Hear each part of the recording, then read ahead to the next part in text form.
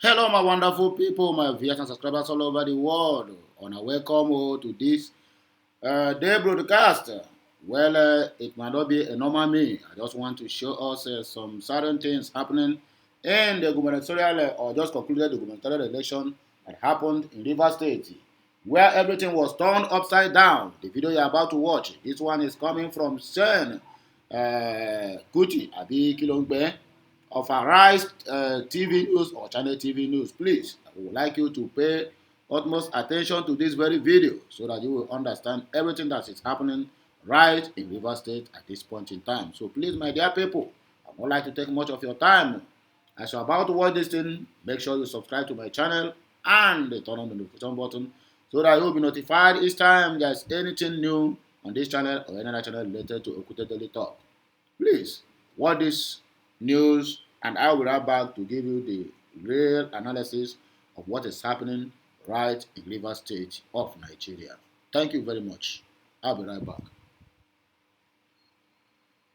Led by Tony Cole went to the INEC office, but that's part of our conversation tonight. But we have a very senior lawyer on the program tonight that will be giving us perspectives on the Presidential Election Tribunal, the time frame, the legal proceedings, and what to expect. So much to talk about tonight. Just stick around with me, everyone. First, let's check out your political roundup stories.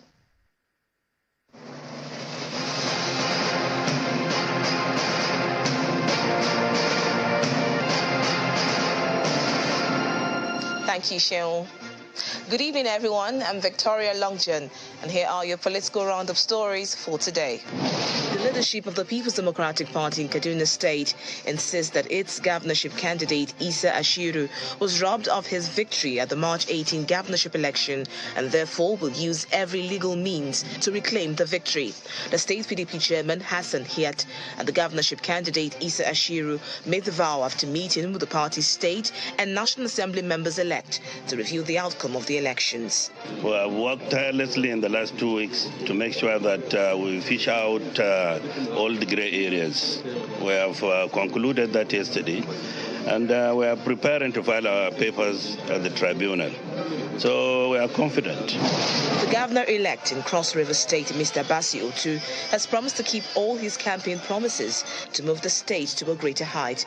Senator Otu was speaking in Calabar, the Cross River State capital. Mr. Otu thanked the people of the state for coming out to vote for him in the last governorship election and promised to come up with more developmental policies to better the lives of the people of Cross River State. I want to run an inclusive government that will have the APC, the PDP, the Labour, and all other parties. The coalition of INEC-accredited election observers during the March 18, 2023 governorship election in Adamawa State are calling on the resident electoral commissioner to engage the political parties and their candidates and assure them of the commission's commitment to a credible, free and fair supplementary elections in Adamawa State. At a news conference in Yola, the state capital, the leader of the group, Mr. Victor Kalu, condemned the protests in Yola and Abuja, describing them as undemocratic elements whose aim is to destroy the process with a view to winning elections through the back door. Mobilizing my brother against me or me against my brother in the name of I must win election, we must do away with that. We must take it that yes, I am part of the society I want to govern. If it is not my turn today, tomorrow it may favor me. The coalition of civil society organizations who monitor the elections in Abia State are asking the Independent National Electoral Commission, INEC, to include Abia North Senatorial District in the list of places where rerun elections will take place on April 15, 2023, following the irregularities that characterized the elections in some areas of the senatorial district where elections were cancelled. The civil society organizations reported mass disenfranchisement of voters in Arochukwu, Ohafia, and Isukwato local government areas with the alleged violation of electoral guidelines in the conduct of the elections, such as non-announcement of results by agents at the polling units. The national chairman of the Labour Party says the party has uncovered yet another plot by the opposition to destabilize the party following the rise in profile and acceptability of the party by Nigerians. Speaking during a solemn solidarity visit by World Chairman of the party from Edo State in Abuja, Mr. Julius Abure says the party will not relent in its fight to reclaim its mandate in the 2023 presidential elections. I foresee that they are being sent and sponsored by opposition political parties. And I don't want to mention the names of those parties here.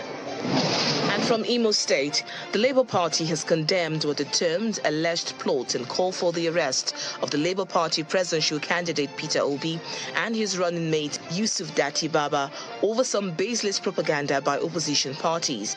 Addressing the press conference in Owerri, the Imo State capital, the national youth leader of the party, Kennedy Ahanotu, says any attempt to arrest Peter Obi and his running mate will amount to nothing. He says the Labour Party has the utmost confidence in the judiciary to regain their mandate. The Labour Party national youth leader also passed a vote of confidence on the national chairman of the party, Julius Abure, urging Nigerians to ignore any kind of selfish call for his suspension. We, the Nigerian youth, demand that one, the various call for the arrest of Mr. Peter Obi and Dati Baba Ahmed should stop pursuit. As Nigerians await the inauguration of a new administration on May 29, 2023, some civil society groups have expressed their satisfaction over the conduct of the general elections. Representatives of the civil society groups and the New Nigeria People's Party, who staged a peaceful demonstration at headquarters of the Independent National Electoral Commission (INEC), rated the elections as free, fair and transparent. Votes must count international initiative, however, faulted the conduct of the 2023 general elections, claimed that INEC failed to live up to the expectations of Nigerians. Now, those are your political round of stories. It's back to you, Seun.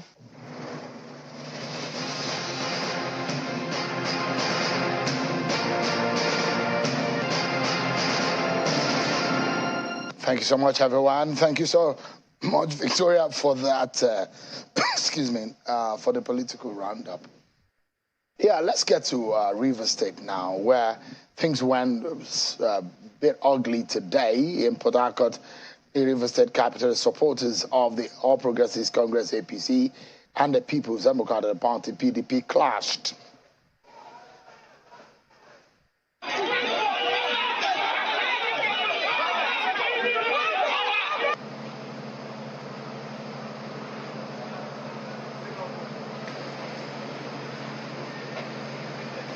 Today, members of the PDP marched in protest to the office of the Independent National Electoral Commission, INEC, located in the GRA area of Port Harcourt, while Toyin Cole, governorship candidate of the APC, had earlier arrived at the INEC office to inspect materials to be used for the election. That could be helpful for their case in the tribunal. The fracas reportedly broke out when the PDP members who were already at the INEC office insisted that both parties inspecting the material should be allowed to inspect the materials at the same time. The PDP members, led by Edison here, a deputy speaker of the Rivers House of Assembly, argued that a joint inspection would ensure that there is transparency in the process. But the situation degenerated into a fracas that led to gunshots and the reported injury of one person. This one.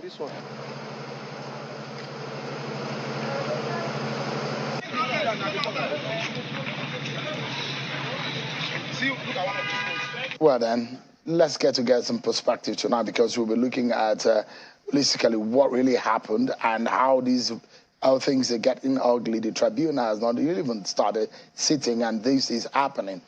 I'm being joined by the APC governorship candidate in Rivers State, Mr. Toyin Cole. He joins us live virtually from Port Harcourt. Thank you so much, Mr. Cole, for joining us tonight. With the incident of the weekend in the police station, and now this, what was really your agenda or your mission at the INEC office today?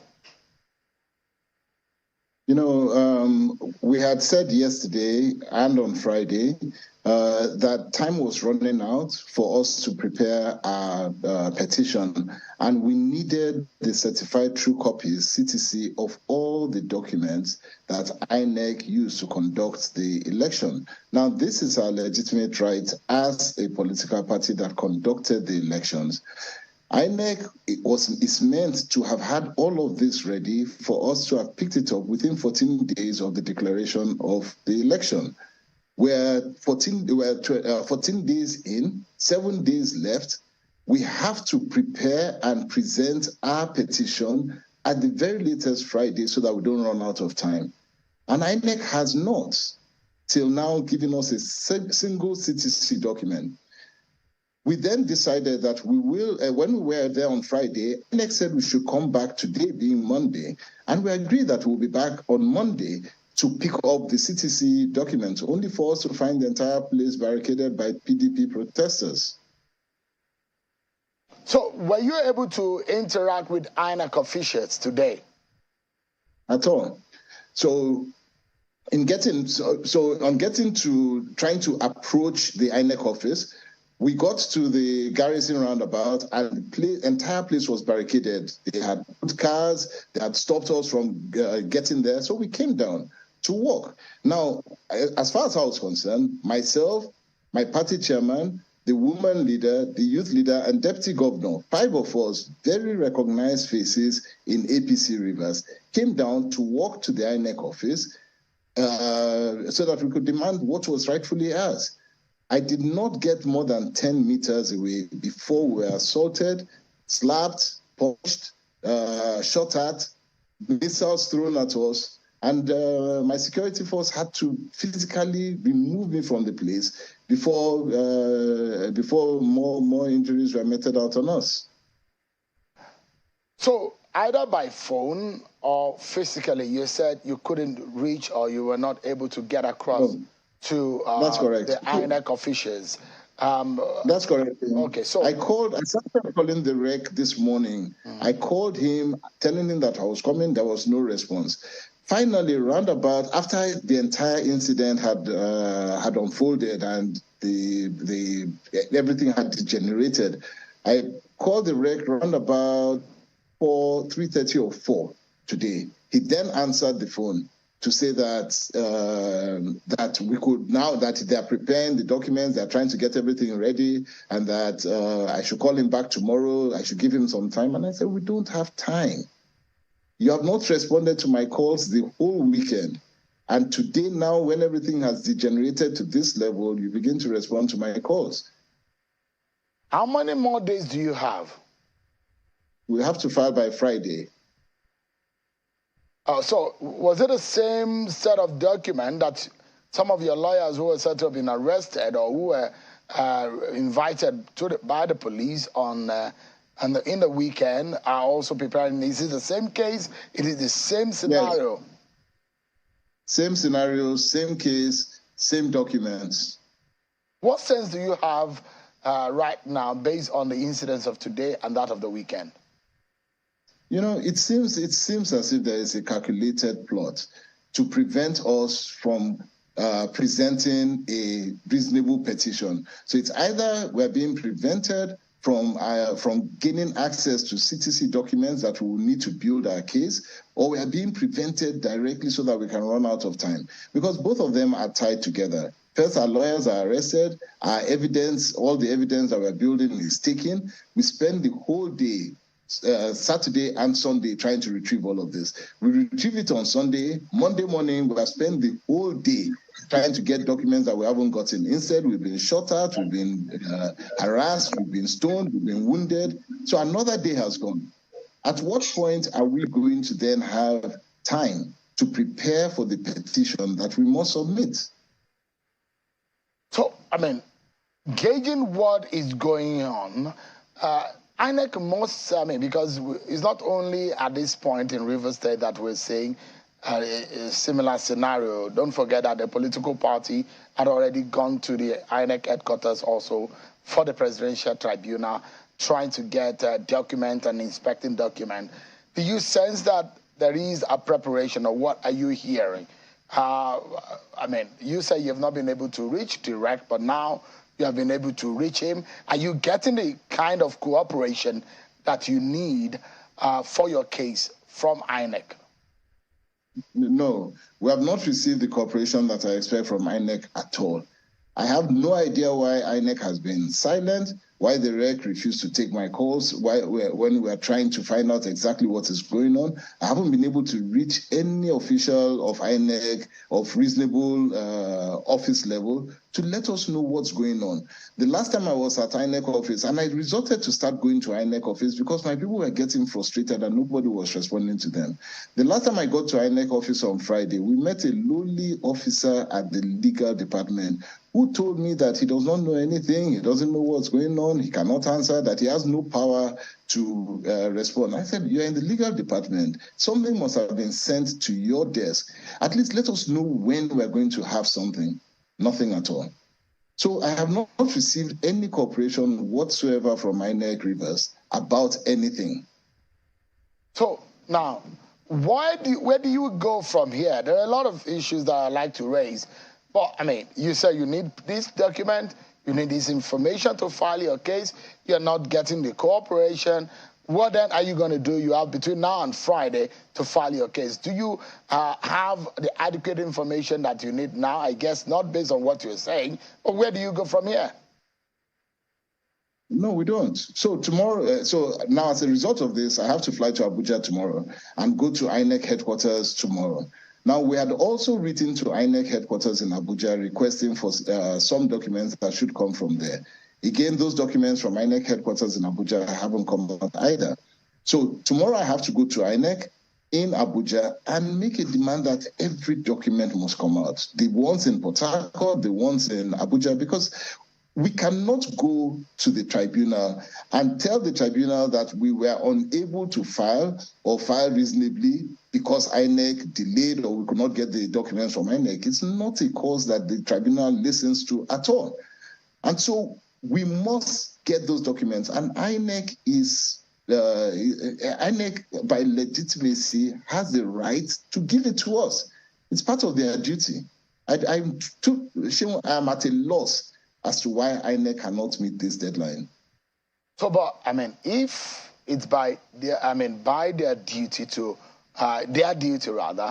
provide this document and this information to you, and that is supposed to be done at the state level, what are you then going to do in Abuja at the headquarters of INEC? First of all, I'm going to lay a complaint at the headquarters. I'm going to let them know that I have no idea why the state INEC has refused, for whatever reason, to release these documents. If everything was kosher, if there was no problem, if all the election went okay, if there's nothing to hide, then all of these materials should have been released without any problem. It's a printing of material. Pull out them. You made the declaration. The declaration are on sheets that are in your possession. We're asking for the declaration of results and the CTC of those declarations presented. We're asking for the Beavers report. We're asking for the voters register. These are things that are legitimate to us. We're asking for your own copies, INEC copies of the EC8A forms and so many others. But these are already in your possession. If there's no hanky-panky, there's nothing fishy, they should have been released. Every day that it delays, it worries me that those documents, something is happening to those documents, and I don't know what. So that's what you're sensing that is happening.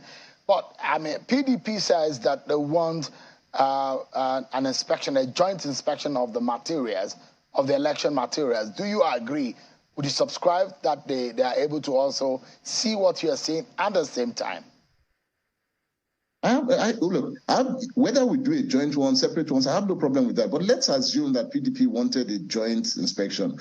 What they should have done would have been to reach me or reach the party chairman. We know the party chairman of PDP. He's not a hidden figure, Desmond Akawo.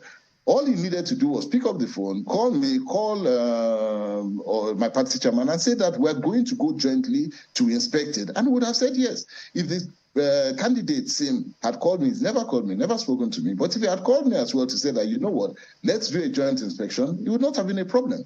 Now, let's assume that a joint inspection is what they said they wanted to do. The minute I got to approach INEC this morning, if it was a joint inspection they wanted, as soon as I got there, somebody would have said to me, great, you're here, let us go together so that we see what you see and all of that. Instead, I was welcomed with slaps, I was welcomed with punches, I was welcomed with a Who was torture. slapping you? Because I wonder how this degenerated in the first place.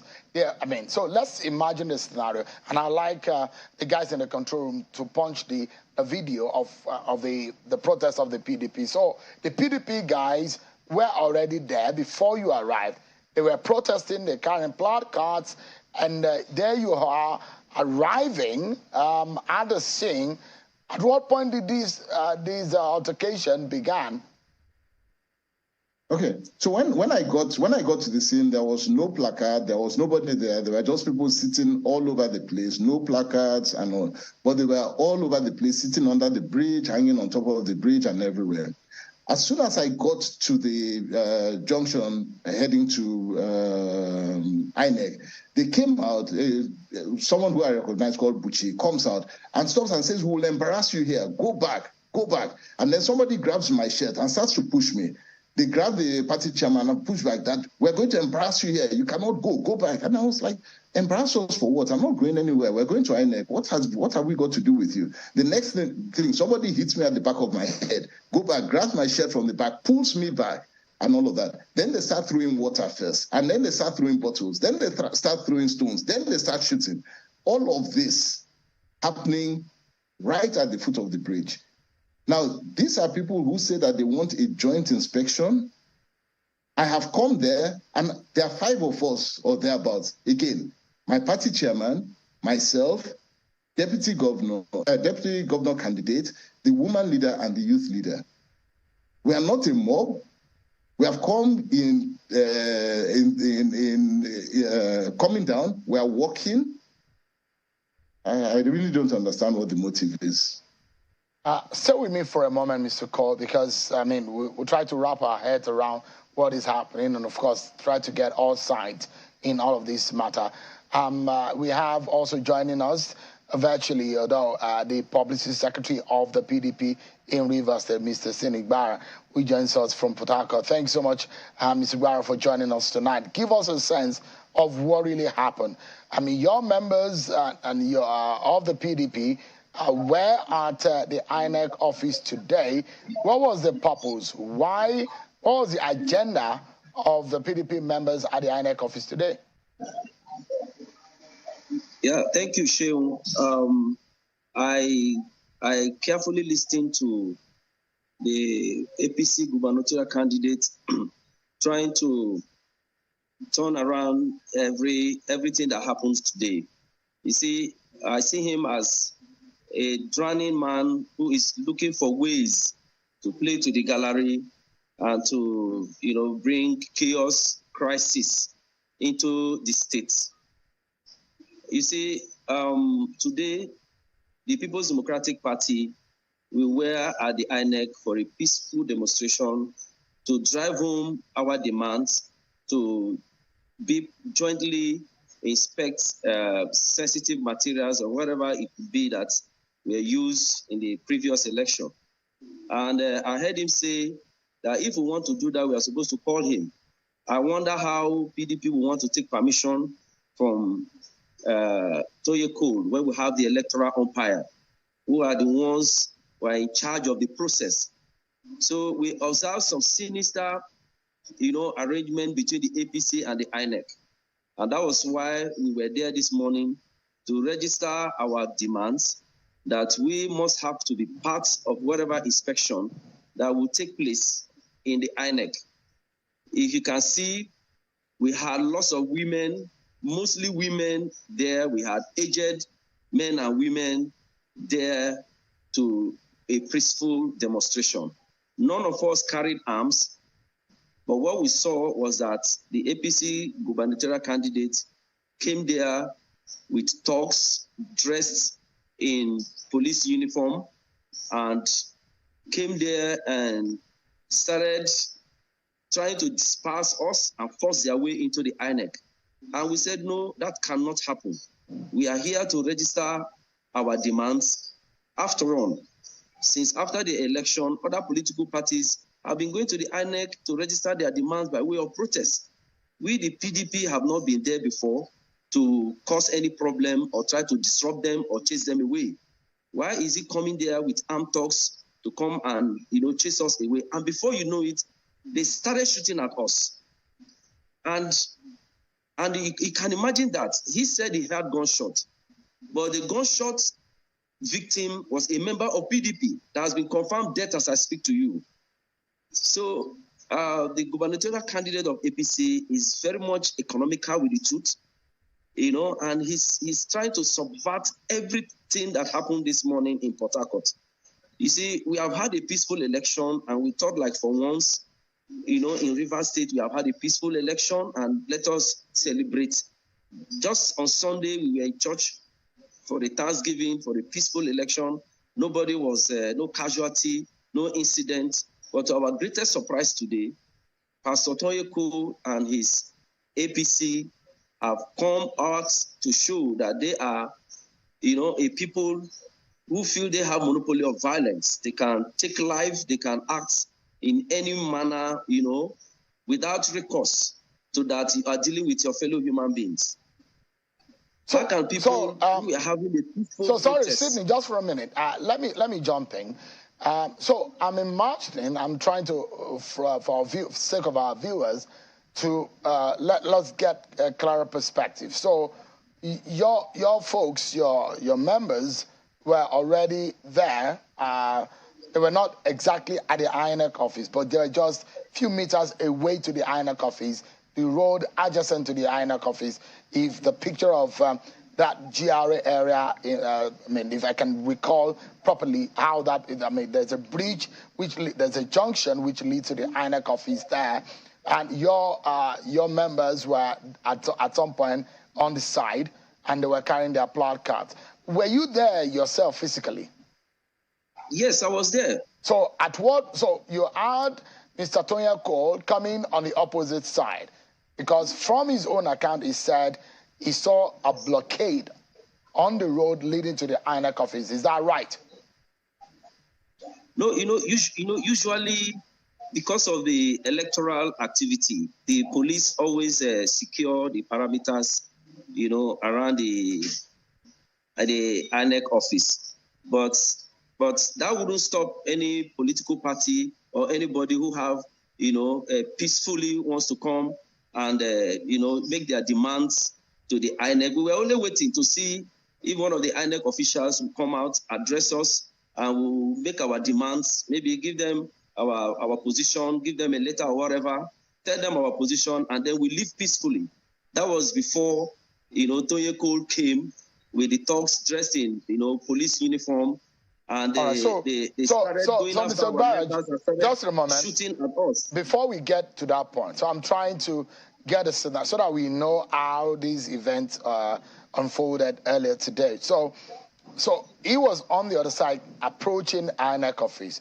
Your members, were they forming some kind of human barricade?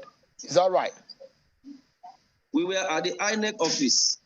We were in front of the INEC office. Okay, so he needed to go through the crowd of the PDP protesters, isn't it, before he can get to the INEC office? Because I'm imagining where the clash. If the roads were not, if you didn't have to have any bodily contact or human physical contact, there wouldn't be any clash. Is that right? Of course. So it was at a point where he wanted to go through your members to get to the INEC office. That was where the clash started. Is that right? No, what actually happened was they came and they tried to disperse us with their armed men. They started shooting at us, and people scampered, and we have casualties. That's where the whole problem lies. And right now, one of our members who was shot has been confirmed dead. That's the position where we are now.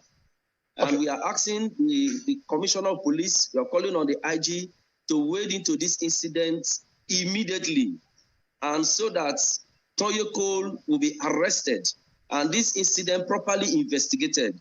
So to serve as a deterrent to people who feel they are above the law. Were you guys able to make contact with the INEC rec? I mean the PDP. Yes, we were. We can't force our way into the INEC. But either by telephone or by any means, Was he aware that the PDP members are coming to the INEC office? Of course, every other political party that goes there will not need to call the INEC rec. We will come there just like every other, protest happen, and the INEC officials will come out to address the people, and then the people will tell them what their concern is. And at that point, everybody will go home. They will now wait for INEC maybe to respond by way of action, to our demands. Okay. That is exactly what we went out there this morning, to do before Toye Cole arrived there with his armed men and started shooting at us. So because the story Mr. Cole told us totally different. The attack, he said, came from your side. Now you're saying that, in fact, his men that came with him, you're accusing him of shooting at you. Well, I'd like to get Mr. Cole's response, but we have to take a break. And when we come back from break, we'll be getting some more insight on what really happened. Who fired the first shot? Was there any shot fired at all? Who beat who? What really happened? What is the way forward in this Rivers governorship election aftermath? Stay with me, everyone. We'll be right back. Shut up.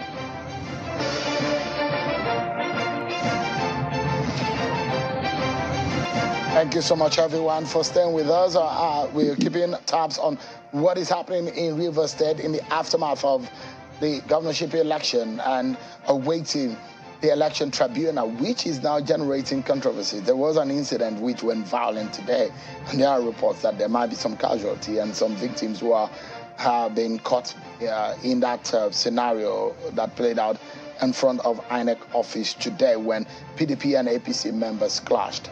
Mr. Toye Cole, the governorship candidate of the APC in Rivers State, has been speaking with us, and we have the PDP publicity secretary in Rivers State, Mr. Sidney Barra, who is also telling us the side of the PDP. Let me turn to Mr. Cole now and get him to react to what Mr. Barra said. And I'd like you to respond to what he said. First and foremost, he said, you came with some thugs. That's how he described those people who came with you. And he said that as soon as you were approaching, you were trying to disperse them by shooting at them. Is that right? Is that what you did? Mr. Sidney is a fantastic storyteller, and he is able to create scenarios from his head that never existed. I've told you the people that I came with. My party chairman, woman leader, myself, deputy governor candidate, and youth leader. Very recognizable faces in APC. We were there to ask for CTC documents. I've never hidden it. I was there on Friday. We carried it live. I've never hidden my movement. So I came on Friday. It was carried. After that, we had a press conference. We said we came here to collect it, and we would come back on Monday. So we were very clear about it. Over the weekend, yesterday, after we finally got our documents out, we said, now we've gotten our documents back. We need the CTC documents, not the inspection of any material, not the inspection of any electron, whatever it is that PDP said they wanted a joint inspection on. We said we wanted to collect certified true copies of our of documents that we are rightfully entitled to. That's all we said. And we told them we were coming back on Monday morning. And I said, I must leave INEC with my documents. If INEC does not give me the documents, I am prepared to sleep in INEC until it comes. I didn't hide it. So here I am going to collect my documents. And according to this fantastic story, I bring guns, shoot everybody, and then I don't stay there and shoot them all the way so that I can get into INEC office. For goodness sake. Now, beyond that, we then retreat to our office. At our office, PDP comes to the office, they attack our office, they shoot at our office, they destroy our office, they destroy cars, and then they go away. You know, my dear Seun, Rivers State today was a show of shame, and the PDP shamed us big time. They claim they won a popular election. What are you protesting about if you won an election that was so popular? You claim that you are the only party in Rivers State and no other party exists. Then what's the problem? I hear that there were women and children and old women and all of that who were there at INEC office. What are we afraid of? You know, I keep asking this question of the PDP. What are we afraid of? You've had the election. You are the acclaimed winner of the election. We that did not win the election are asking for material for us to collect. Now you want to watch it? Then you're claiming that we're in collusion with INEC and INEC colluded with us to lose an election. How does that make sense? You know, I heard so much today that just doesn't make sense. So no problem. So we are there colluding with INEC, and PDP is stopping us from going to collude with INEC to collect documents that are certified true copies that we need for an election. So PDP prevents us from collecting it. We have gotten there purportedly with thugs to collect something that we want to get.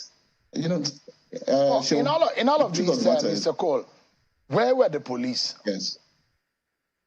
Look, so first of all, and that's a great question, because the first aspect of it is that we're meant to have, if you are carrying out a peaceful protest, it means that you have police permission to do so, and the police will ensure that there is peace there. We got there, we did not see any police ensuring that there is peace.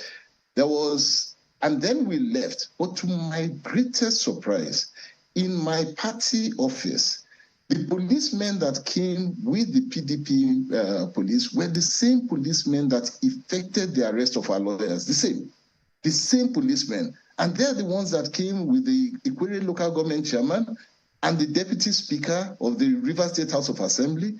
They're the ones that came and attacked our office. I saw the policeman there, and I asked him, I said, what are you doing here? Come and speak to me. He refused to speak to me. So I have no idea what is going on. You claim that they attacked your office, your APC office. So yes, do you have police protection for your party office? So we called the CP, we called the army, we called as many people as we could when they were attacking us. We started from the only police protection that we had are my personal police protection and my personal DSS. Those are the only ones that went with us, and the party chairman's personal police protection. They're the ones that were with us at INEC, and they're the ones that came back. I heard him saying that we had dogs dressed as policemen. These are our own personal policemen, but fair enough. So we get back to the party office, and those are the only policemen that are standing there. The ones that come with PDP are people who effected an arrest of our lawyers on Saturday. The same guys. I recognize them because I was with the police the whole weekend. The one who was leading that team, I called him. I said, what are you doing here? Come and speak to me since you have come to the office. He claims that he was the one protecting, that he was stopping the PDP people from coming to attack us. I said, come and speak to us. He refused. The next minute, they break through the police cordon, come and attack our office. They destroy our flags, burn our flags, throw stones into our office, shoot outside the office. We are recording all of this live.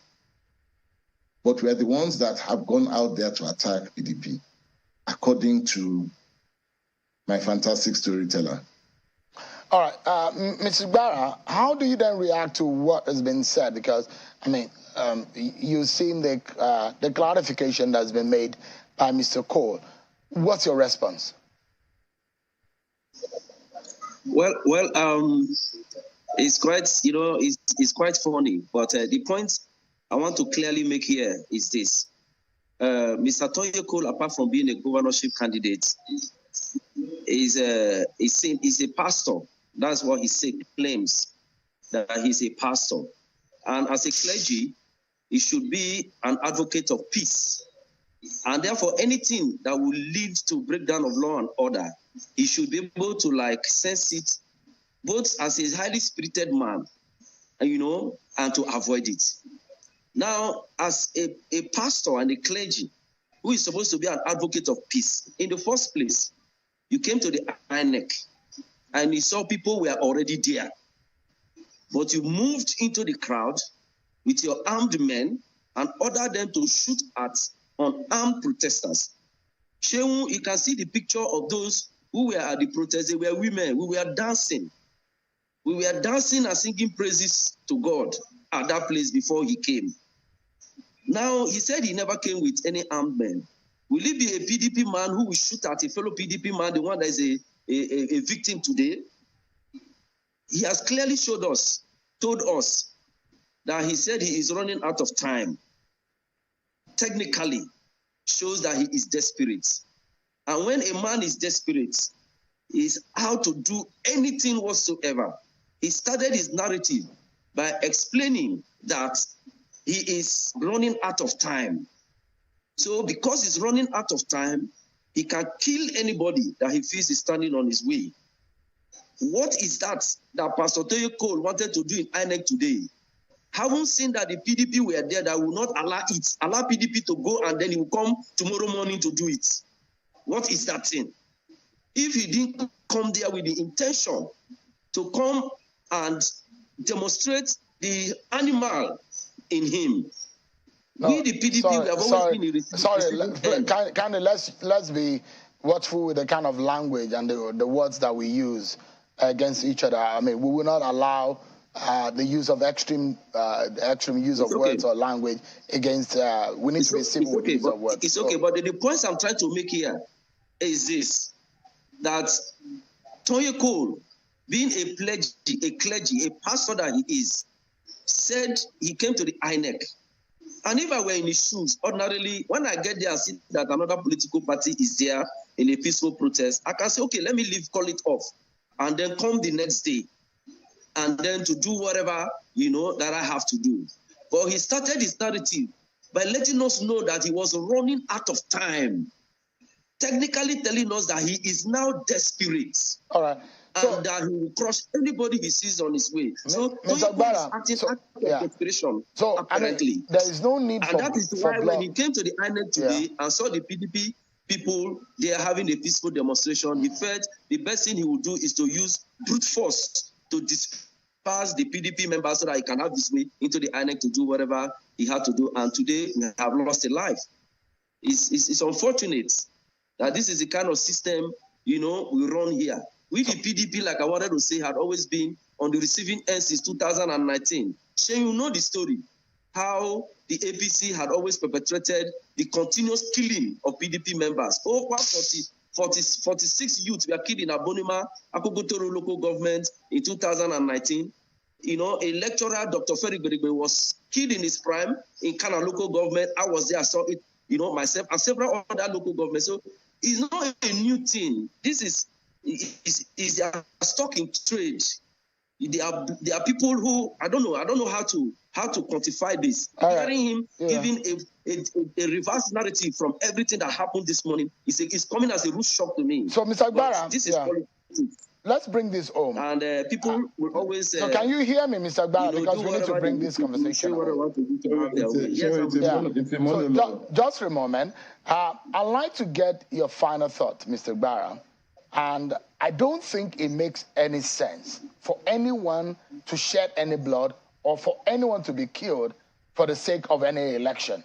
Nothing is worth the blood of anyone. Nobody should lose their lives in any scenario about any election. Now, let me get your final thought in going forward. What would you suggest? Because you also, your party says you want an inspection of the materials alongside with what the APC, whatever they say, you want to also see it. What is the way forward? You are not able to see it today. As INEC responded to you, what exactly is the way forward from the PDP's point of view?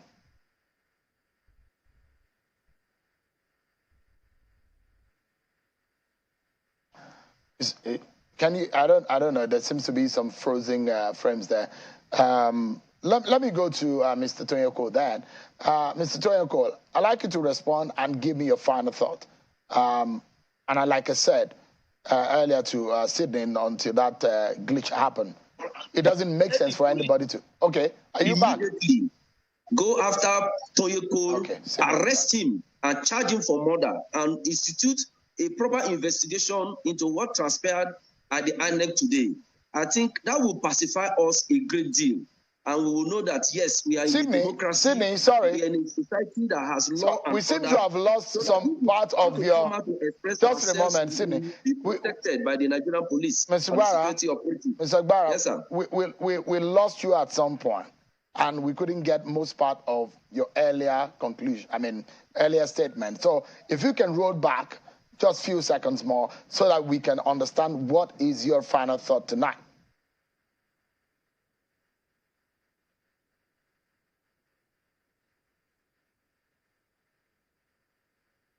Oh dear, it's gotten the pictures are frozen from Mr. Gbara's side. So I'll bring back Mr. Tonyeko. Mr. Tonyeko, please, you can go ahead. Well, what I can say at the end of the day is that every single time this happens, PDP tries to push the blame on us, and a time will come when the truth will be revealed, and the time is now. The truth is that PDP is afraid, PDP is desperate, PDP wants to stop us from gaining access to legitimate information that will show that they hijacked and rigged this election. Everything they have done is orchestrated towards stopping us from gaining access to materials that will prove that they are not on ground at all. They didn't win this election legitimately. As far as I'm concerned, I will continue to pursue what is right. I will continue to pursue justice, and I will continue to pursue that the truth be told. I will shine a light on River State. PDP cannot hide. I will shine this light, and the light will expose who they are and who they truly are. And Mr. Sydney today has just proven to me exactly who they are. Fantastic storytellers that continue to try to hide the truth. The truth will come out. One day, that truth will come out. And believe me, that day is now. Because, Mr. Cole, he mentioned the case of a dead person.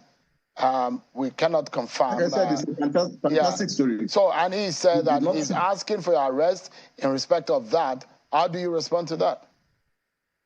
Seun, I have no fear about anything, none. This is, again, their own fabrication. We didn't shoot anybody. If they shot their own member, that's for them to do. I have no iota of truth in that statement, none. But that's for them again. Every single time there's a protest, they do this all the time. They come, they shoot, they claim that somebody has been killed, they claim that they should be arrested, that APC is the one that has shot. You know, repeat every story. You will see every time that this is their mode, is the way they operate. But that's fine. We're used to it. What I've said this time around is that the truth will prevail. All we went for is our CTC. Tomorrow, we are going to ask for our CTC again. And the next day, we will ask for it. And all of Nigeria must understand that if elections happen, there is a process to it, and everybody must follow the process. Mr. Tonyeko, thank you so much indeed for your time tonight. I don't know if Mr. Gbara is back. If you are, please go ahead and quickly make your final submission. I don't think he is. You're muted if you can unmute. Can you hear me? I can hear you now. Please go ahead. Yeah, so like I earlier said, we as a party, we are calling on the arrest of Tonyeko by Nigerian police, and for them to, launch a very serious investigation into what transpired today. Because after the election, several other political parties have been to the INEC to, have their peaceful protests, and this has not happened. So that it will not discourage people. We have 18 political parties who contested. Every other person have a right to, express their grievances and express themselves.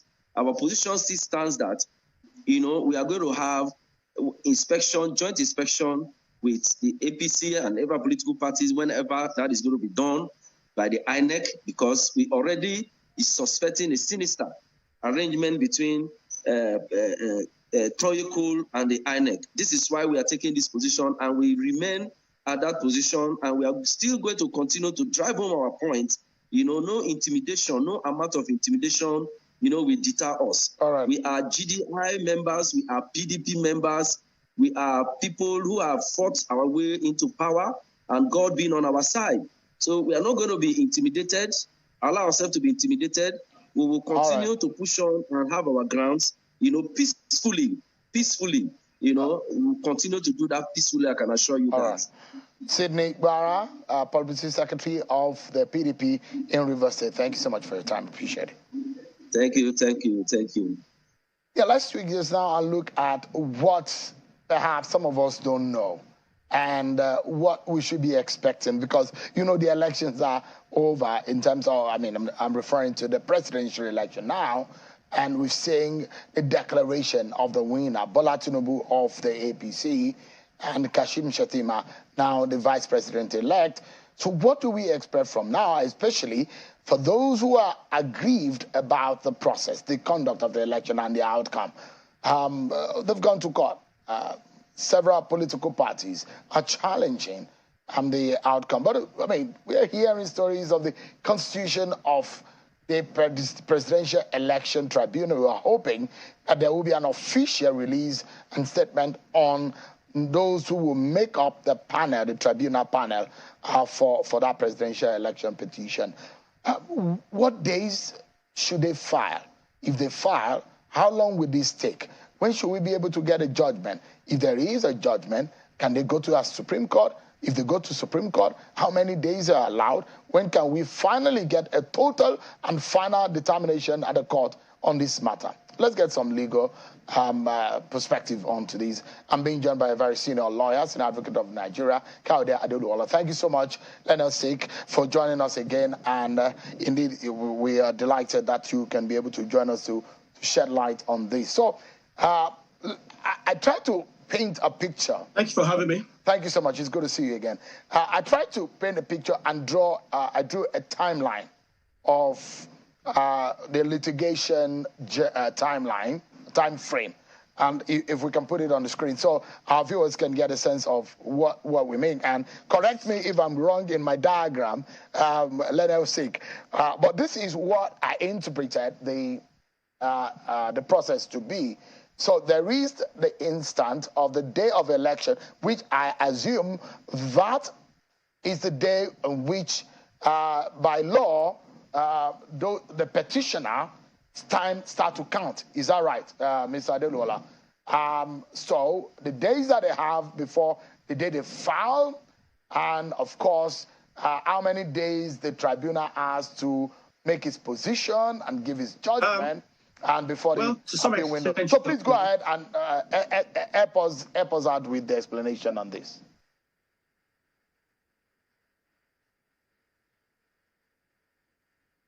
Let us say. Let you know that the tribunal. Yes, can you hear me? Yeah, I can hear you now. Please go ahead. Can you hear me? Yes, I can hear you. Please go ahead. Right. So, as I was saying, that the tribunal is made up of judges, made up of judges of the High Court, or caddies of the Sharia Court of Appeal, judges of the customary courts, or a chief magistrate. And each state has the tribunal for the National Assembly or the State House of Assembly.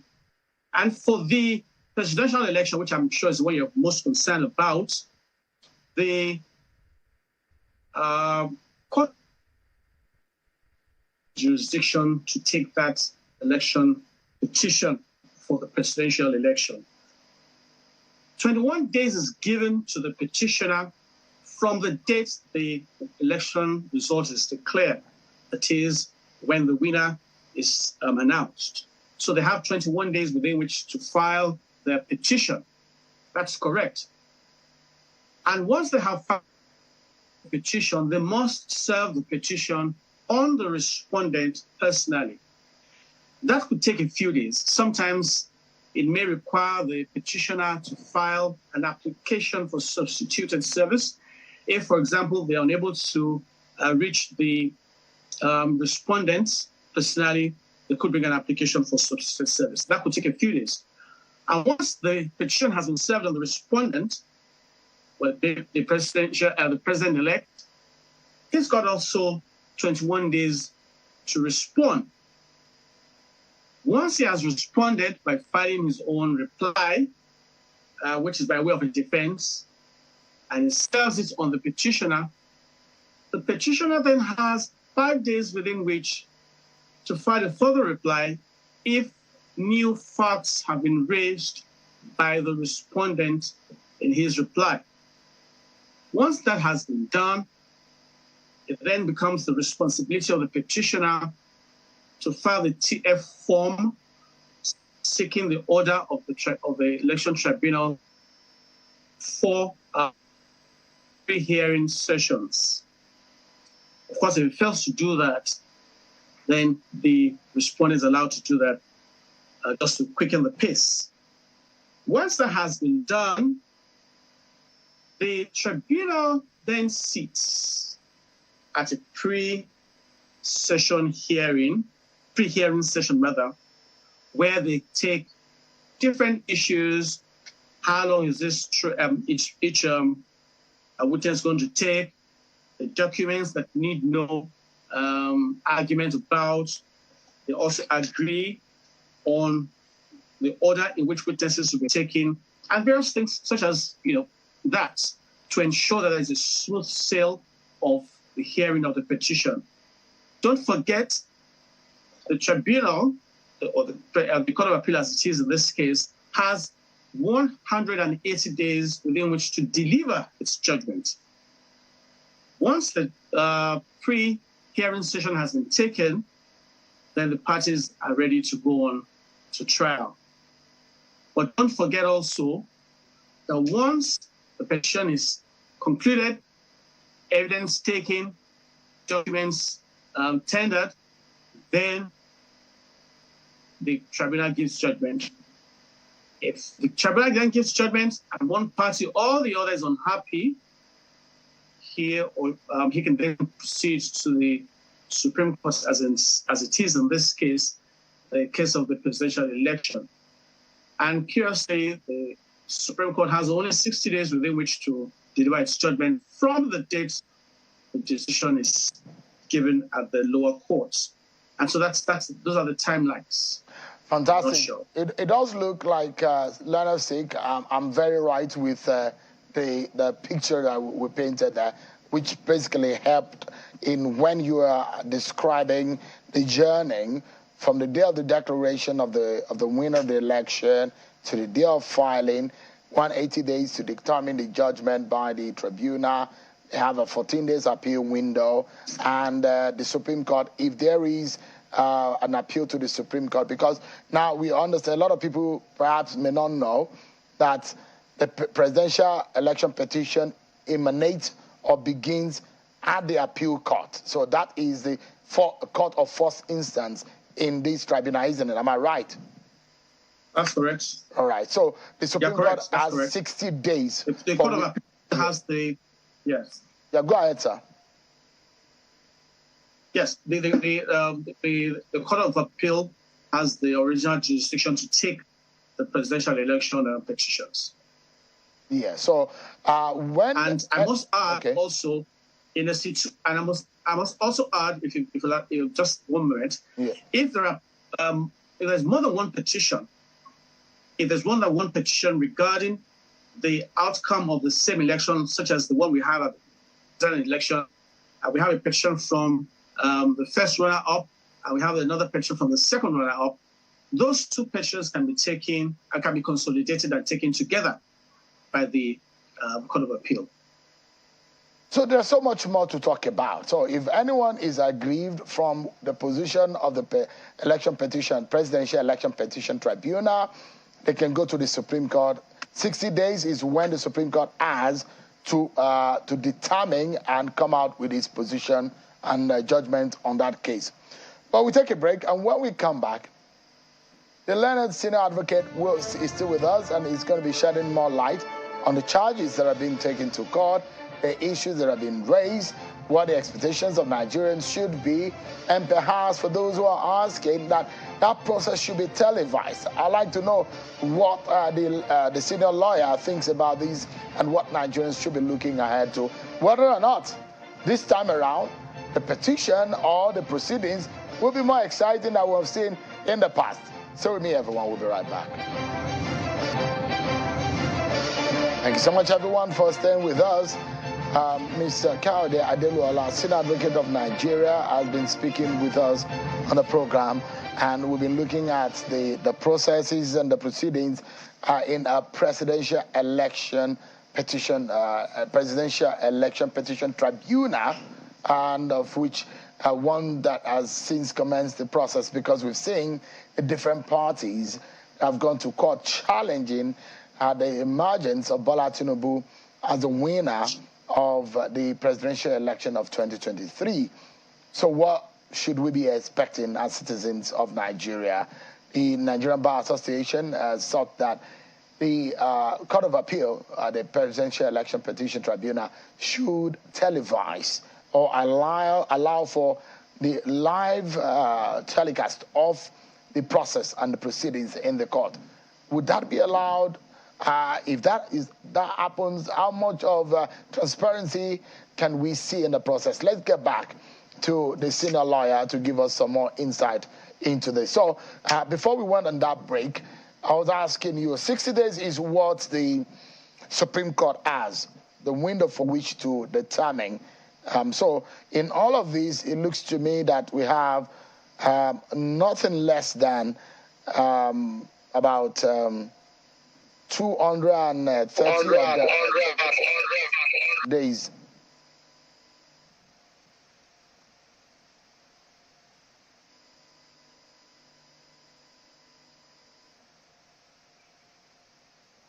Is that right?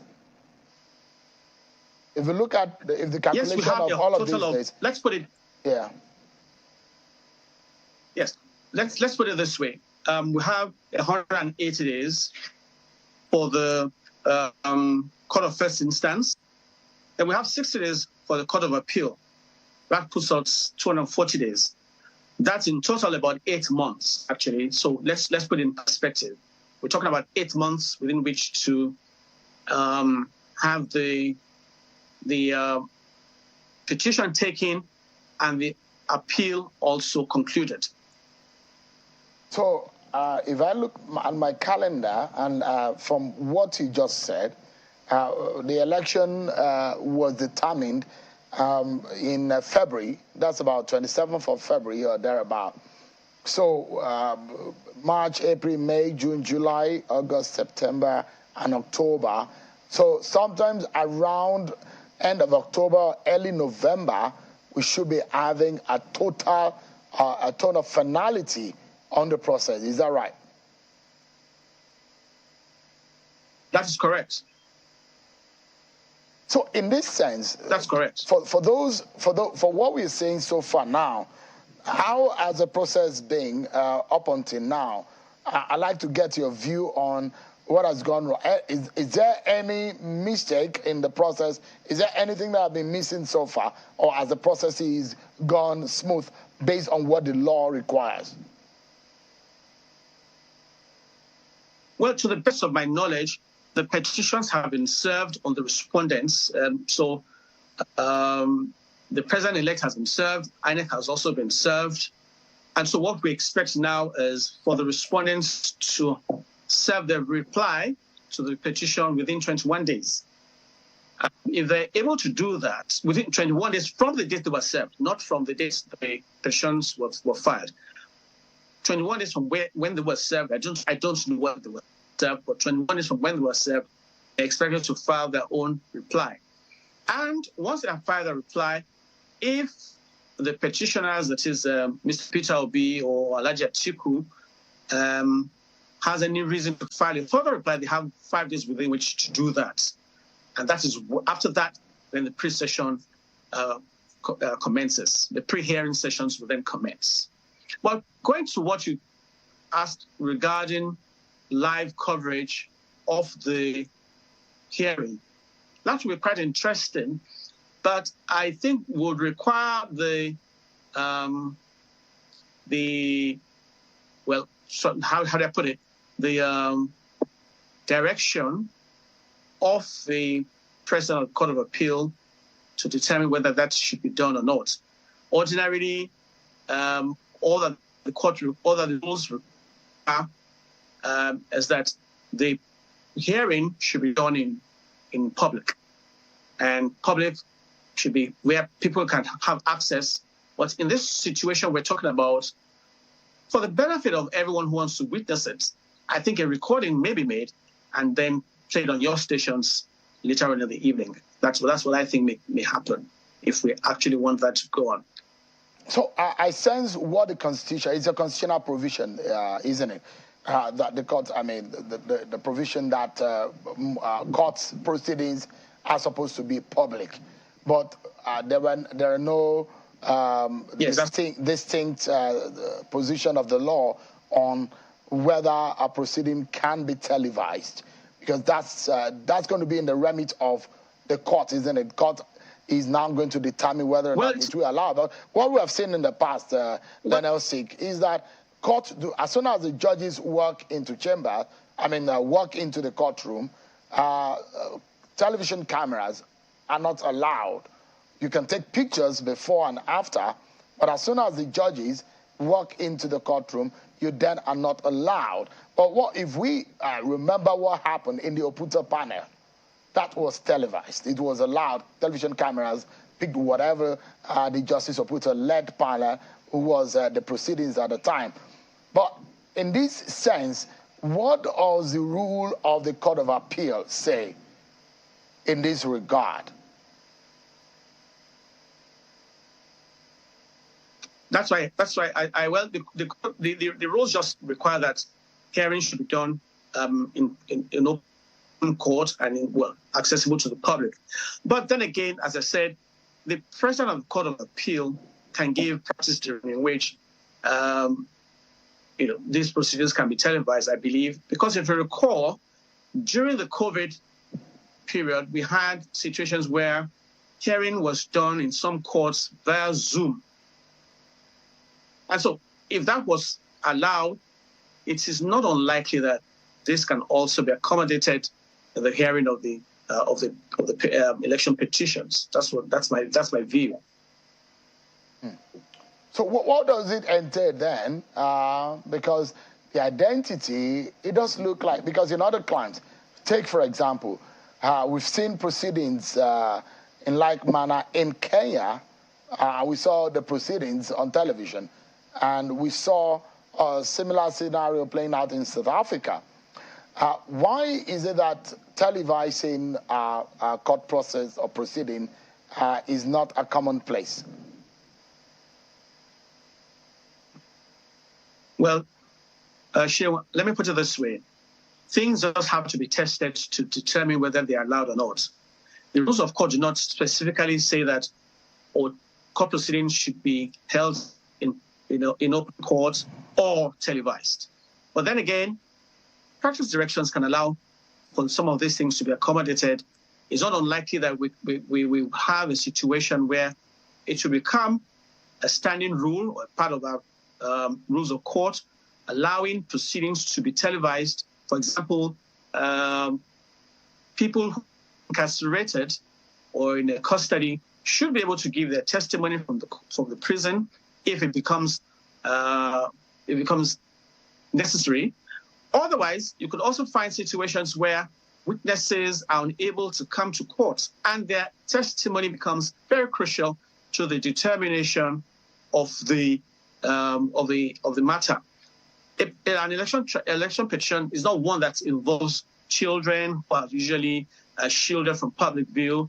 It's not one that requires that there should be some secrecy about it. So really and truly, in the modernity that we are facing and technological age that we are also facing, I do not, by a candid opinion, see anything wrong with the practice direction saying that the election petition, hearing should be done on television or televised in such a way that those who are unable to attend court can then watch later on. Because don't forget, the lawyers who are going to be appearing themselves are quite numerous, such that by the time they all take their seats, members of the public and journalists may have only a few seats to occupy.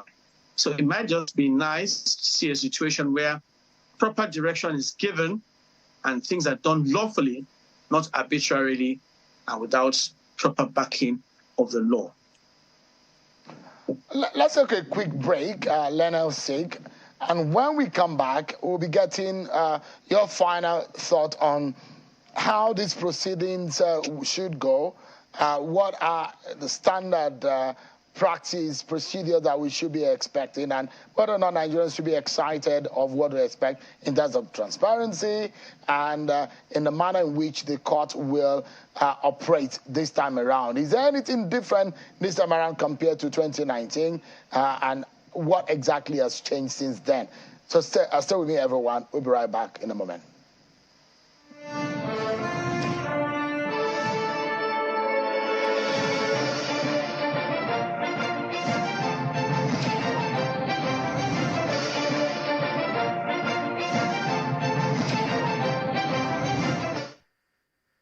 Simply log on to channelstv.com, click on podcast, select the program of your choice, and listen.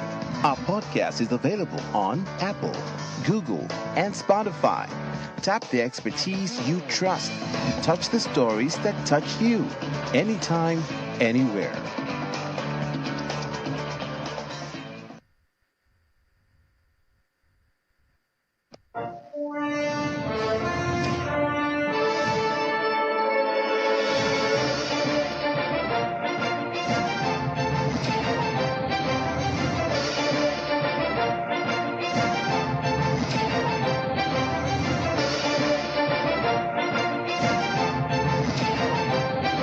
So much, everyone, for staying with us on the program.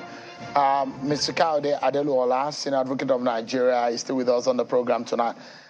So let's look at it. What do you think should be exciting Nigerians about this process?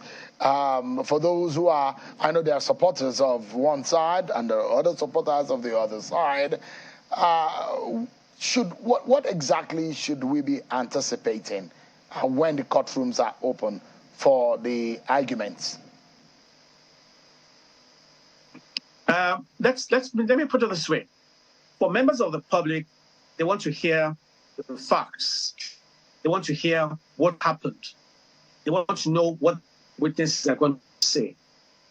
The witnesses already have filed the witness statements on oath. In other words, whatever the witnesses are coming to say will be written and signed by them and sworn to on oath and presented to the tribunal. In other words, these witnesses will not be required to give long testimony by way of examination in chief. But each one of them will be cross-examined by the lawyers of the opponent. Now that will be quite interesting because once you have the cross-examination, it's with the intent to destabilize the witness, to show that the witness is not credible, and to show that the evidence the witness has just given is not to be trusted and should not be regarded by the courts. So you're going to find a situation where people are anxious about if there are certain facts. I'll give you an example. In the petition filed by Mr. Peter Obi, one of the grounds alleged is that Bola Ahmed Tinubu, the president-elect, had some involvement with narcotics in the United States of America. A lot of Nigerians are going to be excited about that. They want to listen to what the court will have to say about that. But then again, they must not forget that the court will then be required to determine what the law says concerning such a situation. That is what the court will then be determining at the end of the case in course of giving its judgment. But let us not be too anxious now, because the respondents are yet to file their reply. When they file their reply, we'll then have a balanced view. We'll see what the petition is, we'll see what the respondents have said concerning the petition, and that will form an interesting scenario, which, in the manner of speaking, I'll advise all Nigerians to get their popcorn and a drink, sit by and watch the proceedings. That's going to be because interesting indeed. A lot of things that we do not, I think is going to be quite interesting. And I think these petitions we will elicit more interest the petitions we had ever before. A lot of people are going to want to see what the court is going to say about whether indeed and in truth there was rigging and there was no rigging, and whether those facts are going to be put before the tribunal. If the facts are put before the tribunal, what will the reply of the respondents say to demonstrate to us that indeed and in truth those things happened or they never did? So the witnesses are going to be very useful. The documents also are going to be very useful. And these are things that are going to be brought in the open. And so everyone has a responsibility as a Nigerian not to wait only for the final outcome. Yeah. So I was going to ask quickly, because we're out of time now, are there scenarios where the candidates will be required to take the stand at some point in the proceeding? Do we have that kind of scenario playing out? Well, it depends on the choice of the solicitors representing them. If they think that the evidence of the candidate is important, they may, but it's not likely. It's not likely because you then ask yourself, why would the candidate be put in the witness box? Yeah, because when he needs the evidence. You were talking about one of the charges of one of the various political polling stations. He was only at one polling station. Yeah, the reason why I'm asking, he needs the evidence of those who have documents, who can tender these documents. All right. I mean, I was saying that yes. When you talked about some charges that didn't have to do with the election proper, the conduct of the election, that has to do with one of the candidates before the election, whether or not there will be a scenario to say take the stand on that kind of matter. That was why I'm asking. Could that kind of scenario play out? Now, I'll just give you a quick answer to that. Whether a candidate was properly nominated or not is a documentary issue. His nomination form or his letter of withdrawal will suffice. And don't forget, INEC is also a party to the petition. All right. So they were also there at the hearing. Thank you so much. I appreciate your time tonight. Lenisik, Senior Advocate of Nigeria, Kayode Adeluola, thank you so much for helping us out with some of these issues. Appreciate it. Thank you very much. But that's our show for tonight, everyone. Many thanks for watching. I'm Seun Okinbaloye. Bye-bye.